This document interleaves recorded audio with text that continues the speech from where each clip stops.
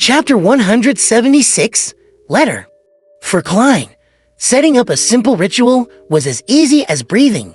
Very soon, he was done preparing the ingredients, and he lit up the candle that represented himself. Looking at the flickering candlelight on the desk, Klein had an amusing thought for some baffling reason. Would this be considered holding a candlelight vigil in memory of myself? F***K? What the hell am I thinking? He reined back his thoughts and picked up the black rotten flower powder. That belonged to the domain of death and sprinkled it onto the candle. In return, he caught a whiff of a smell that was akin to formaldehyde from his previous life. Immediately after that, he dripped full moon essence oil, a favorite item of the Evernight. Amidst a sizzling crackle, his surroundings suddenly became quiet, and there was a shapeless, magical surge. Klein took a step back and softly recited an ancient Hermes, I. Then, he changed into Hermes, I summon in my name. The spirit that wanders about the unfounded, the higher dimensional creature that a human orders, the messenger that belongs to Daily Simone. Whoosh, Thewin wailed, and the dim candlelight was tainted with a blue luster. Under its illumination, the wall behind the desk produced translucent ripples, and a creepy face surfaced. Other than its mouth, it had no eyebrows, eyes, or nose. Its thick lips parted, and a long red tongue was extended. There were sharp, irregular teeth that lined its mouth. In addition, the tip of the tongue had 5 delicate fingers. They were constantly extending and retracting, as though they were waiting for a delivery. This is Daly's messenger. Compared to Mr. Azek's, it's just like a child. No, I can't accurately determine their differences. Yes, one is an adult giant, and the other is a human baby. I wonder if it's due to the magical item, or if it signifies Mr. Azek's strength. I have to reevaluate my understanding of him. Perhaps has a high sequence beyond her. Crap, I forgot. In the letter, I should have asked Madame Daly for the names of the Sequence 4 and Sequence 3 Corpse Collector pathway. Mr. Azek most likely belongs to that pathway. Of course, he might not advanced via potions. Yes, perhaps it's a gene that's passed down from his ancestors. I'll ask next time. The messenger is waiting. Klein looked at it seriously for a while and passed the neatly folded paper into the messenger's hand. Then, he watched as the hand gripped it tightly. Whoosh! The messenger retracted its tongue and swallowed the letter.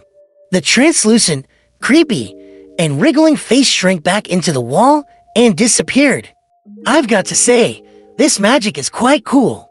Rather convenient too, but it can't be spread. Klein looked at the candlelight that had returned to normal. He shook his head and ended the ritual. Monday morning, Backland, Empress Borough. In a hidden corner of the municipal garden, built by Duke Negan, Jada Recha with her unkempt blonde hair and Furs Wall with her languid bearing were gawking at the liaison before them in a daze.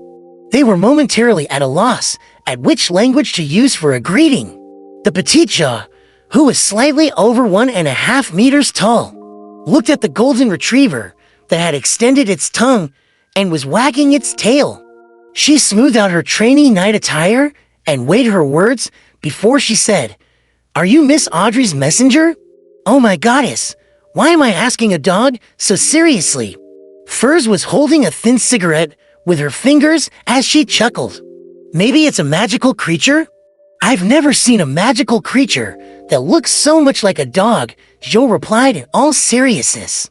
Susie sat down and closed her mouth. She then pointed at her belly with her paw. There was a leather pouch tied around the dog's body amidst her long golden fur. Zha looked to her left and right, making sure that there was no one watching before she quickly moved closer. She bent down and removed the pouch. Furs watched curiously when her expression suddenly turned weird. It's made of crocodile skin, and it looks like the work of the fashion designer, Mr. Sage is actually using such a pouch for the transaction. In other words, it's very expensive. Zhou raised the leather pouch. First pursed her lips tightly and nodded seriously. Jia instantly lowered her speed in an exaggerated manner. She carefully opened the zipper and took out the letter inside, as though she was carrying an antique vase in her hands. After she read it, she passed the letter to Furs. Furs burned it with her cigarette after reading it carefully. She watched as it turned into ashes and scattered onto the soil. There's no extra information provided, Jia pouted subconsciously. She took out a neatly folded paper from the pocket of her trainee night attire. She looked at Susie in an imposing manner and exhorted subconsciously. This is the investigation report for the past few days. You must pass this on to Miss Audrey Hall directly. Susie quivered and sat up straight. Her tail was wagging vigorously. Jia nodded in satisfaction, stuffed the stack of papers into the leather pouch, and tied it around Susie again. Susie howled and ran off very quickly. In the Hall family's luxurious villa, Audrey was sitting on the sofa of her own living room. She was holding a letter opener and was trying to open the letter before her. It was a letter sent by one of her brothers from the Balam Empire in the southern continent. There was a parcel that came along with the letter. At that moment, she saw Susie push open the half-closed door. The dog dashed over quickly. Susie sat on the carpet before Audrey and pawed at the leather pouch. You really are an excellent messenger. Audrey wasn't stingy with her compliments. Susie looked back at the door. It induced vibrations in the air and said softly, "Your friend is very serious." When I saw her, she reminded me of the time when a hunter came to train us. She had been a complimentary gift when Count Hall bought hunting dogs. Susie, your loan is getting more and more fluent. There are just a few problems with your logic in using the language. Audrey watched as her golden retriever took off the pouch on her own and skillfully pulled open the zipper. She gave Susie a look and immediately understood. She stood up and ran to lock the door. There's no results so far, but we found that some vagrants disappeared around the Backland Bridge Burrow. Though, we can't know for sure that it was Kalongos. Perhaps the vagrants merely changed their movement patterns. Suddenly, Audrey flipped through the investigation report and seriously wondered how she should reply to Jia and Furs. It'll tell Jia that as long as she can track down Rear Admiral Hurricane, Kalongos, ill. Buy the sheriff potion formula for her. No, that's not friendly enough. It would make her feel an inferiority complex. Yes, I shall say, Jia, I've prepared your reward. As long as you can complete the task, £450 will be your sai. As far as the main ingredients for the telepathist formula, I've only found the Farsman rabbit's spinal fluid. I still need the rainbow salamander's pituitary gland. Jia and Furs have yet to find it. Audrey, cheer up. At least you've digested the spectator potion completely. Once you put together all the ingredients, you'll become a Sequence 8 Beyonder. Audrey reined in her thoughts, picked up a pen and paper, and quickly wrote a reply. She stuffed it back into the leather pouch and entrusted Susie to make another trip. She watched her golden retriever as she opened the letter that her brother had sent. She read it with a smile. My dear sister, I think you should come to the southern continent too. Come over to the colonized regions of the Balam Empire.